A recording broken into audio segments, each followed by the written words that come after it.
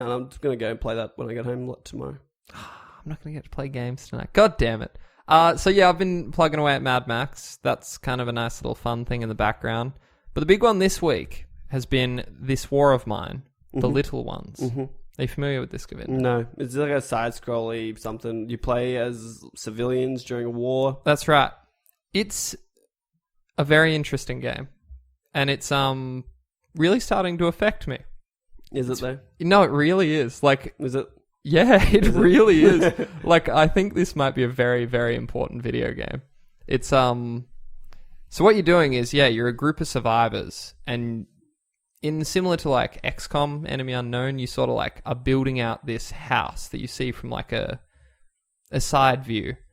And you don't really level up your characters, but you're sort of like improving your inventory.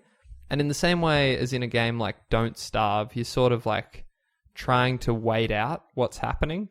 And from what I've read, like the war can end somewhere from like 30 days to 50 at some point. There's like... So it's random.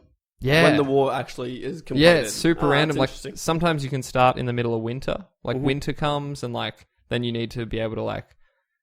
So the way it gets devious is I think people after about 3 days of not eating start to have really negative effects. And not only do they like lose strength, they also become depressed and start taking it out on other people. So do you travel anywhere, or are you just on this house or sending people out? So every day you have like all day to do whatever you want in the house, but as soon as it hits 8 p.m, it's nighttime. And at that point, you're vulnerable. Your house is vulnerable to raids, and you can send out one scavenger. And throughout the nighttime hours, you venture out.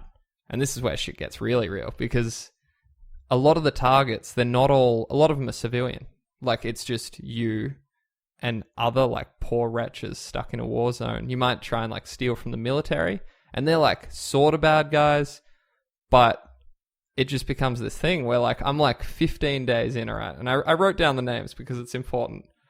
I think your first playthrough, you have 3 stock characters, but after that, you can sort of... I guess, have different scenarios. This is like a Game of the Year edition. Is it randomly generated each playthrough? They're not random. It's who you have is random. Like, so my playthrough... So there's a set allotment of roster. Characters, or a set roster, and then every time you play, you'll have a different 3 at the beginning. Yep. So I have Pavle, Katia, and Bruno. Mm-hmm. But you could also play... I saw someone else playing as like a father and daughter, sort of like The Last of Us. Yep. And children are really interesting. That's what this new version adds. Because they can't really do anything, but they're sort of a drain on resources as well. So you just kick them out in the cold and tell them to get fucked. So this is the insidious thing about this game. I'm playing... Pavle is like an ex-soccer player, so he can like run really fast. And they have these like little diary entries where he's like talking about, you know, being a sports star doesn't mean much at the end of the world kind of thing. Katia is... she was a journalist. So she's better at negotiating and like talking to people and like doing all this stuff. And Bruno was like a celebrity chef. Mm-hmm. So he's kind of like a great chef. All right. I'm Bruno! Yeah. And like, so that's all I had to go off with day one. Day one, Pavle gets sick. Just a little bit sick. Yeah. And so he couldn't really do much. Like I tried to like confine him to bed. You need to build the beds. Like if you don't have a bed, they sleep and like they have a sore back and that impacts them negatively. So Pavle is sick, and my first day I kind of fuck around, and then I send Katia out to scavenge and Bruno to guard the house. Katia comes back pretty much empty-handed. Sorry, what are you guarding the house from? Other scavengers. So they'll scavenge you. Yeah, okay. You don't see it happen, but there's a chance it will. Yep. So like you play as Katia, she's out, I didn't find anything, and I didn't want to kill this little old lady. Like I was like, shit, I don't want to just like murder someone. Do it, dude. Well, but that has negative consequences. It makes everyone depressed and stuff. So she comes back empty-handed. She's now tired and hungry. We've been raided. We've been raided. So they've beaten up Pavle, who was already sick. Now he's wounded and sick. Bruno is also like hungry, tired, and a little bit wounded as well. So shit's already bad. But the insidious part of this game is I start to resent Pavle. For being sick at the beginning? For being useless. Like, he's a drain on my resources. Yeah. He's eating every day. Can you just dismiss them, like kick them out? I actually haven't lost anyone, but I think I've almost played myself into a corner. It's like XCOM, where you just keep going, but shit gets worse and worse and worse. The thing in my game is the temperature's dropping, and I don't have enough fuel. So you're going into winter. Yeah, and like there's just so much little shit. Like, you know, you can have books, people can read books and they'll be happier, or you can use them as fuel. So like you could stoke the fire. When you said that, I instantly was like, people will be happier, or you can use them as fuel. Oh, the people? The people? No, not the people. Can you go cannibal? I don't think so.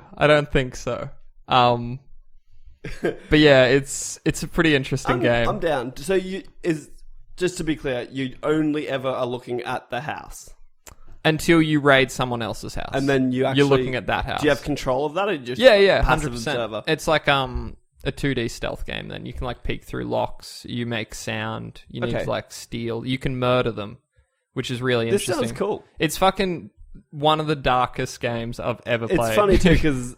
It like when I got here the other day, and you were like, "Oh, I got to show you this game," and I was just you brushed it off. No, and I don't know why, but I just felt like this will be fun. I was like, "No, I don't want to see this." But now that you explain, it actually sounds really cool. No, it's actually I think it's going to be very important, this game, because I've never seen war explored from this side. Like, that's what I've been hearing. And then the soldiers turn up, kick down the fucking door, and take your food, and then you're like, "Well, I was already fucked, and now I'm super fucked," and now suddenly.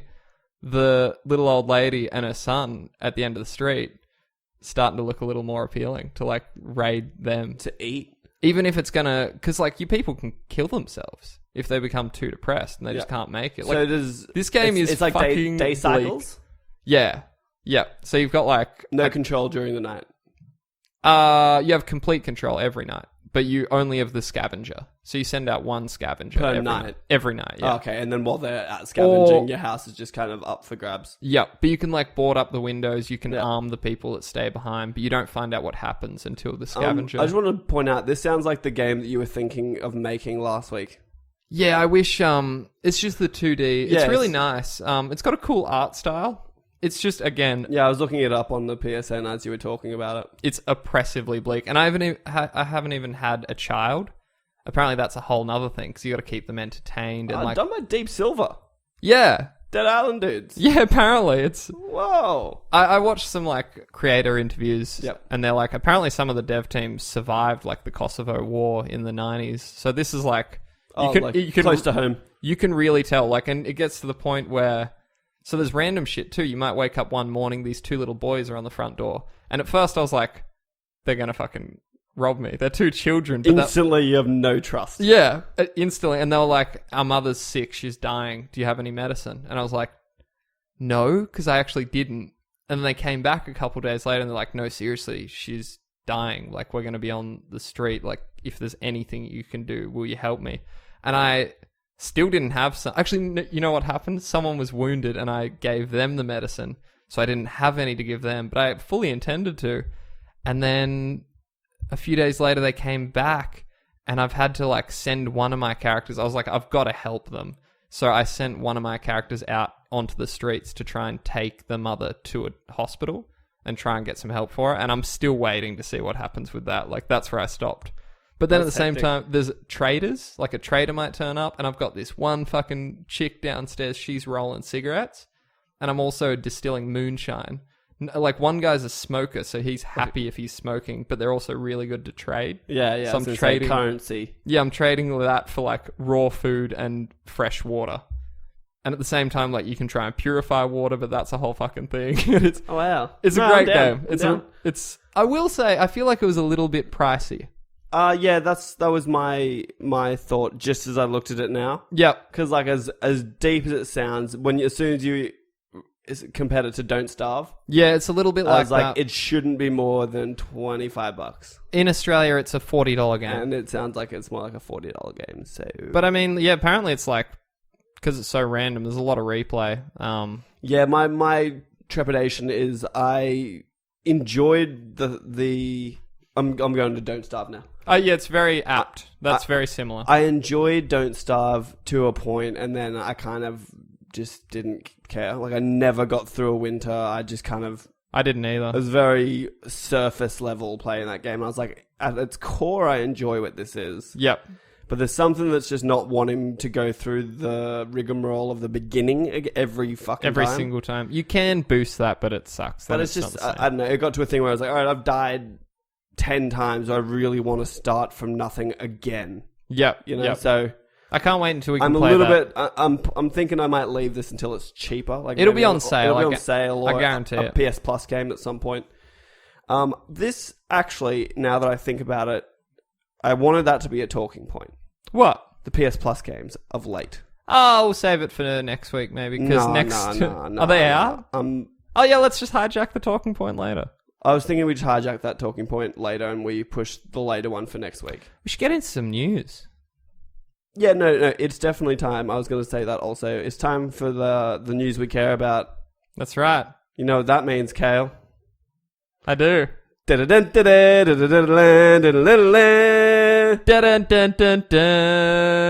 has released a new firmware update for PlayStation Vita earlier this week, and now several users are reporting issues with the device. Vita owners have taken to NeoGAF and Reddit to report various problems following the release of Update 3.57, including PlayStation Store connection issues and instances of rapid battery drain.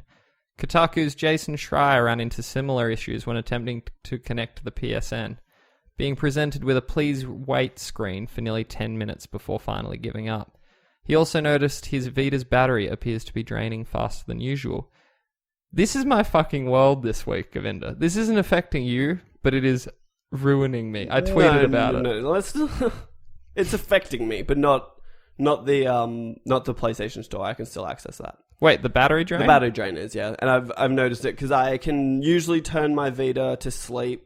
My trick when I'm playing a game, my Vita, is every time you want to put your Vita to sleep, hit your little PlayStation button and go back to like the home screen. Not even the home screen, just the pause like screen, so you can flick through your games you're playing. Oh, yep. And if you go to that and then put it to sleep, it seems to save battery. Okay. Because it's in like a lesser state of activity. And then it's sleeping. So I can do that and my Vita will have battery for weeks. Yep. But I charged it not long ago. I was playing some Shovel Knight, put it into sleep mode in that same way, and came back and it was like... dead. Almost... Not almost dead, but I'm going to say 2/3 were gone. And I was like, that's abnormal. Yeah, well, I have a Nyko Power Grip, which doubles the battery, and I was playing some Steins Gate the other night. And same thing, just like put it to sleep. When I woke up the next morning, it was just dead. I should have had like 8 hours of charge, and it's just nothing. My concern with this is that Sony seems to care so little for the Vita that they're not going to fix this for a long time. Well, apparently what happened, this update, like if you look at the patch notes, it was meant to just remove the Facebook app because no one uses it.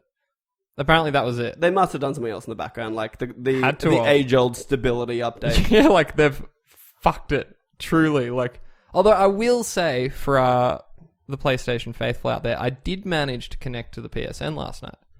And the way you do that is, so you power up... Wait. You connect to the PSN or the PS Store? Sorry, the PS Store. Yep, okay. Yep. So the way you do it is you hold the PS button, you go to flight mode, you go to settings, you log out of your account of your PSN. Yep. You turn it off, leave it for 10 to 15 minutes, turn it back on, and you should be right. Like, I managed to connect to it last night. How are you with your little workaround? I just Googled it because I was like, this is fucking ridiculous. You should have just claimed that, but that's fine. Well, yeah. But yeah, I don't know if that helps anyone out. That'd be fantastic. It's still really shit though, because then like it lost connection after that. Like I managed to get onto the store, I could have bought something. But you mean like you're going to have to do that all again? I think so. Oh, that's annoying. I think so. I might have just been lucky because I only tried it once since I saw the news and I was just to see if it worked. I was like, oh, it still works. So maybe I just got lucky that time. I do think you're right though. I think this might just... because this was days ago. This has nearly been a week of this happening. Well, I wouldn't expect them to like patch this within a week, you know, like wouldn't think they'd be like, oh, here's a corrected patch a week later. Yeah. In my head, if it's not done in a month, we're not seeing it again for 3 months or 4 months. Like, it's just like one thing after another with this thing. I wonder if you can still download from your phone app into your Vita. I'm not sure. That's something to try, but I don't really want to risk it. Well, you have nothing to lose, really.